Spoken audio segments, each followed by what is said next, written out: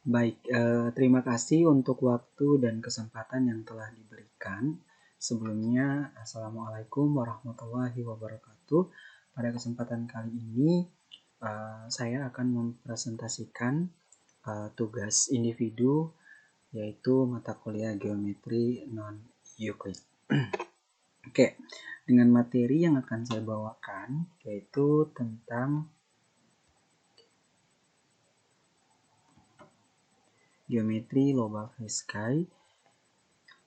Nah, pada pembahasan kali ini saya akan membahas tentang geometri Lobachevsky. Nah, materi ini disusun oleh saya sendiri, mahasiswa program studi pendidikan matematika semester 7. Oke. Geometri Lobachevsky. Nah, sebelumnya kita ketahui bahwa geometri Lobachevsky dapat digolongkan pada geometri netral dengan memandang bahwa setiap segitiga jumlah besar itu sudutnya kurang dari 180 derajat. Nah, meskipun demikian, kita lebih suka mengikuti sejarah perkembangannya dan mempelajarinya secara langsung dalam hubungannya dengan postulat kesejajaran Euclid. Oke, jadi geometri Lobachevsky ini merupakan sebuah segitiga yang besar sudutnya itu kurang dari 180 derajat. Oke. Adapun postulat kesejajaran Lobachevsky yaitu paling tidak ada dua garis yang sejajar dengan suatu garis yang melalui suatu titik di luar garis tersebut. Nah, kita perhatikan gambar ini, di mana ini adalah dua garis yang sejajar. Nah, dengan suatu garis yang melalui suatu titik di luar garis tersebut. Oke, jumlah sudut segitiga dalam geometri Lobachevsky. Ada sebuah segitiga dengan jumlah besar sudutnya itu kurang dari 180 derajat. Nah, ini berdasarkan saya akan memaparkan sebuah teorema 7.2. Nah, di mana ini merupakan sebuah gambar yang sudutnya itu kurang dari 180 derajat. Nah, kita bisa perhatikan buktikan menggunakan pembuktian dari teorema 7.2 tersebut. Nah, buat garis I itu yang seperti ini ya. Nah, garis I. Ini garis I-nya. Dan titik P tidak ada di I. Nah, kita memperoleh garis M melalui P sejajar I. PQ, ya, PQ ini garis ini, P dan garis Q ini tegak lurus ke I dan juga Q pada Q. Nah, ini tegak lurus ya, tanda ini. Ini adalah merupakan sebuah garis yang tegak lurus. Nah, dan M tegak lurus ke PQ. Nah, ini M ini tegak lurus ke PQ. Oke, kita bisa perhatikan pada gambar yang di samping. Nah, M itu tegak lurus ke PQ dan P. Nah, dengan postulat kesejajaran Lobachevskian, pada garis lain N melalui P sejajar I. Salah satu sudut yang terbentuk oleh garis N dengan PQ harus lancip. Nah, kita mengambil X titik di N sedemikian sehingga sudut QPX ya, sudut QPX ini itu merupakan lancip ya, sudut lancip. Nah, oleh sebab itu Y titik di garis M pada sisi yang sama seperti titik X. Nah, kita andaikan A itu adalah sudut YPX atau XPY. XPY. Nah, kita perhatikan di sini. Ini adalah sebuah, kita mengandaikan bahwa ini adalah sebuah, kita misalkan A, yaitu XPY. XPY. Nah, maka sudut Ki PX itu sama dengan 90 derajat dikurangi dengan A. Sudut Ki PX ya, itu sama dengan 90 derajat dikurangi dengan A. Ya, ini sudutnya adalah 90 derajat. Nah, kita ambil R. Kita misalkan lagi ambil R itu di titik pada R, pada I, ya, titik pada garis I itu, ambil R ini, kita ambil R ini. Nah, pada bagian PQ yang sekarang yang memuat X, ya, yang memuat X, sedemikian sehingga sudut PRQ kurang dari A. Iya kan? Kita lihat di sini sudut PQR itu PRQ itu kurang dari A. Nah, kita perhatikan lagi segitiga PQR. Nah, kita dapatkan sudut PQR sama dengan 90 derajat. Ya, 90 derajat. Nah, sedangkan sudut QRP, ya, sudut QRP itu sama dengan kurang dari A. Nah, oleh sebab itu sudut RPQ, ya, sudut RPQ itu juga ada sudutnya. Sudut RPQ kurang dari sudut XPQ, kurang dari sudut XPQ. Nah, sehingga 90 derajat dikurangi dengan A sama dengan 90 derajat dikurangi dengan A. Nah, lalu kita tambahkan, kita peroleh sudut PQR, ya, sudut PQR ditambah dengan sudut QRP ditambah dengan sudut RPQ kurang dari 90 derajat ditambah A ditambah 90 derajat dikurangi A, sehingga sudut PQR ditambah sudut QRP ditambah sudut RPQ kurang dari 180 derajat. Nah, jadi segitiga PQR itu mempunyai jumlah sudut kurang dari 180 derajat. Ya, terbukti. Kita menggunakan teorema 7.2. Oke. Selanjutnya ada sebuah contoh. Kita mengenalkan geometri Lobachevsky ini dengan menggunakan kehidupan sehari-hari. Nah, sebagai contoh yang saya ambil yaitu pada sebuah kue samosa. Ini makanan khasnya dari Asia Tenggara. Nah, kita lihat ini kuenya berbentuk segitiga. Nah, kita bisa ambil, ya, bentuk segitiga ini, ya, teman-teman mau perhatikan. Nah, ini yang kita akan ambil. Ini sebuah bentuk segitiganya ini yang akan kita gunakan sebagai pembuktian bahwasannya teorema 7.2 tadi itu terbukti, ya, yang mana sudut PQR, ya, PQR ditambah dengan sudut QRP dan sudut PRQ itu kurang dari 180 derajat. Oke. Nah, dengan demikian kita ukur segitiga pada kue samosa. Nah, hasilnya itu seperti ini, ya.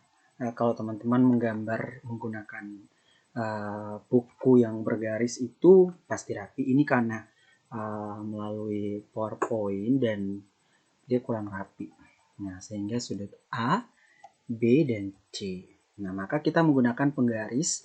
Kita ketahui bahwa sudut dari sudut segitiga yang kita pakai dari kue samosa tadi itu sudutnya adalah kurang dari 180 derajat. Nah, ini M sudut A ya, maksudnya itu M-nya itu adalah sudut dari A ditambah sudut B ditambah sudut C, itu hasilnya kurang dari 180 derajat. Oke, berikut adalah geometri Riemann. Nah, geometri Riemann ini adalah sebuah cabang geometri diferensial. Itu adalah turunannya diferensial yang mempelajari manifold Riemann, manifold halus, dan metrik Riemann. Nah, yaitu dengan produk dalam ruang singgung pada setiap titik yang bervariasi dengan mulus dari titik ke titik. Nah, ini memberi khususnya pengertian lokal tentang sudut, panjang kurva, luas permukaan, dan volume. Dari mereka, beberapa kuantitas global lainnya dapat diperoleh mengintegritaskan kontribusi lokal. Nah, biasa geometri Riemann ini bisa digunakan dalam perhitungan kayak teknik gitu, bisa digunakan dalam menghitung sudut, ya, panjang kurva, terus luas permukaan, tapi menggunakan kontribusi yang lokal begitu dalam kehidupan sehari-hari. Biasa digunakan geometri Riemann tersebut. Nah, kita ketahui juga di geometri Riemann ini ada postulat kesejajaran Riemann. Nah, di mana tidak ada garis yang sejajar. Nah, jadi geometri Riemann ini tidak terdapat garis yang sejajar. Kita ketahui bahwa ada dua garis yang tegak lurus dengan garis yang sama akan sejajar.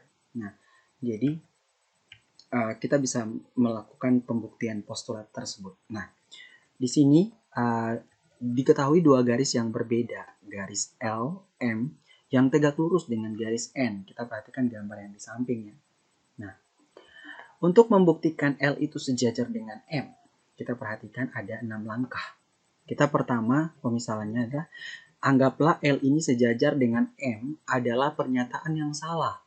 Nah, L dan M itu adalah pernyataan yang salah, kita beranggapannya. Nah, maka L dan M akan bertemu di titik C. Nah, L dan M itu akan bertemu di titik C. Nih, di sini. Jadi misalnya garis L itu ada di sini dan garis LM itu ada di sini, maka akan bertemu di titik C. Nah, garis L ini, garis M-nya ini akan bertemu di titik C ini. Titik C-nya. Nah, misalkan L dan M itu bertemu di N, di A dan B. Nah, misalkan lagi L ini bertemu di N, ya, bertemu di N ini N, ya, bertemu di N, di A dan B. Nah, kita punya 6 langkah dan juga alasan. Nah, untuk langkah yang pertama, perluasan tegak lurus A, ya, melalui panjangnya sendiri. Panjangnya sendiri melalui A ke C. Itu alasannya ada segmen dapat digandakan. Nah, jadi perluasan dari C ke A, ya, melalui panjangnya sendiri. Nah, C ke A itu di segmen dapat digandakan. Maksud digandakan itu berarti ditambahkan gitu. Nah, untuk gambar C B itu dua titik menentukan suatu garis. Nah, untuk kita perhatikan gambar C ini, ya, gambar C ini, CB ini, itu adalah dua titik yang menentukan suatu garis. Jadi ada dua titik yang menentukan garisnya itu di B, gitu. Untuk segitiga ABC, ya, segitiga ABC, segitiga ABC, ya, segitiga ABC ini, ya, segitiga ABC itu kongruen dengan segitiga ABC lagi, ABC. Nah, itu kongruen. Alasannya adalah SAS. Nah, oke. Dan segitiga ABC itu sama dengan segitiga ABC, bagian yang berhadapan.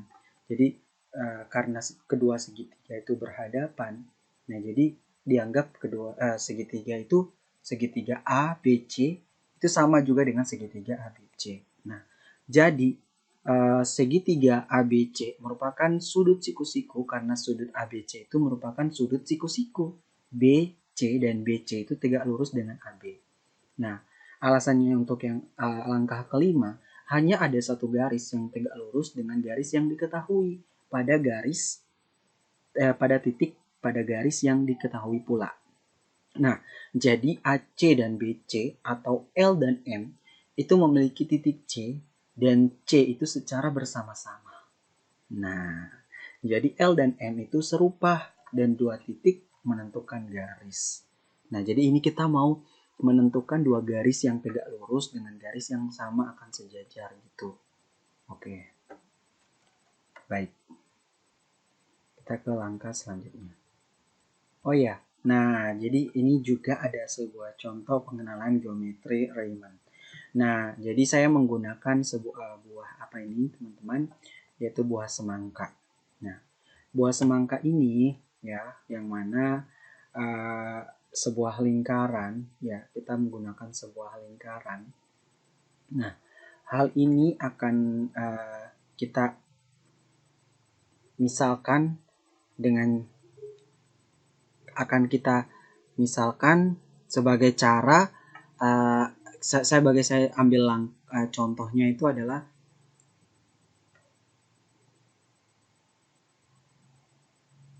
saya mengambil contoh itu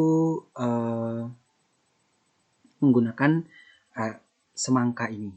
Nah, kita bisa perhatikan belahan semangka ini kalau kita potong ya teman-teman. Nah, kita potong. Saya mengambil belahan yang di bagian atas. Ini akan membuktikan bahwasannya ini ya teman-teman boleh perhatikan. Nah, itu. Nah, jadi untuk pengenalan geometri ketika kita mengukur sebuah segitiga itu, kita ketahui juga bahwasannya segitiga pada semangka yang sudah kita contohkan tadi, sudut A, sudut ditambah dengan sudut B, ditambah dengan sudut C, itu dia lebih dari 180 derajat. Nah, kalau untuk geometri Riemann ini kebalikan dari geometri Lobachevsky tadi.